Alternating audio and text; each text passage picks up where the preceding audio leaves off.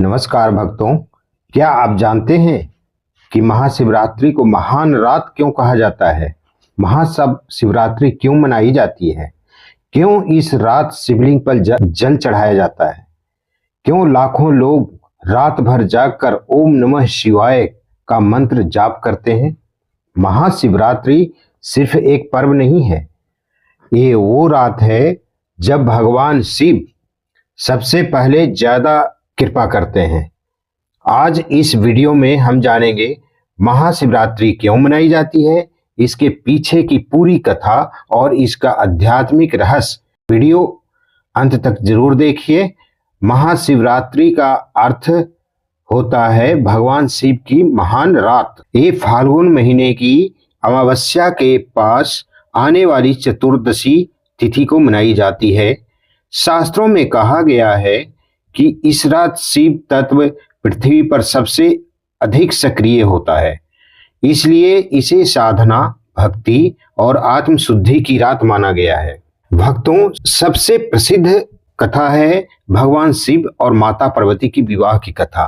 माता सती ने अपने पिछले जन्म में भगवान शिव को पति रूप में पाने के लिए कठोर तपस्या की थी, लेकिन पिता दक्ष के अपमान के कारण उन्होंने शरीर त्याग दिया। अगले जन्म में वही माता सती पार्वती के रूप में जन्म लेती है और फिर से शिव जी को पाने के लिए घोर तपस्या करती हैं। सालों तक हिमालय में तपस्या, ना सुख किया ना आराम किया, सिर्फ भोलेनाथ का नाम का जप किया।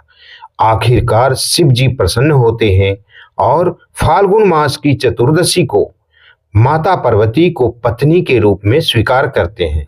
इसी कारण महाशिवरात्रि शिव पार्वती विवाह का पावन पर्व मानी जाती है। दूसरी कथा कुछ इस प्रकार है, समुद्र मंथन और विषपान की। अब सुनिए सबसे गहरी और रहस्यमयी कथा। एक बार देवताओं और असुरों ने समुद्र मंथन किया। मंथन से अमृत निकलने से पहले निकला हलाहल विष। विष इतना भयानक था कि तीनों लोक नष्ट होने लगे। देवता घबरा गए। तब सभी भगवान शिव के पास पहुंचे। भोलेनाथ ने बिना देर किए पूरा विष अपने कंठ में धारण कर लिया।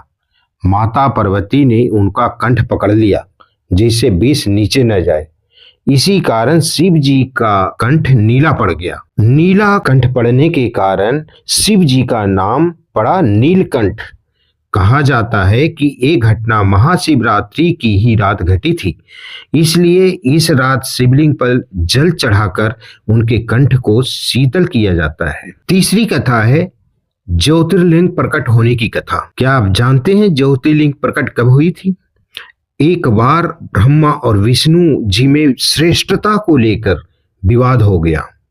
तभी भगवान शिव अनंत ज्योतिर्लिंग के रूप में प्रकट हुए। दोनों देवता उसका अंत खोजने चले, लेकिन कोई भी उसका छोर न पा सका। तब शिव जी बोले, जो सत्य को स्वीकार करे वही श्रेष्ठ है।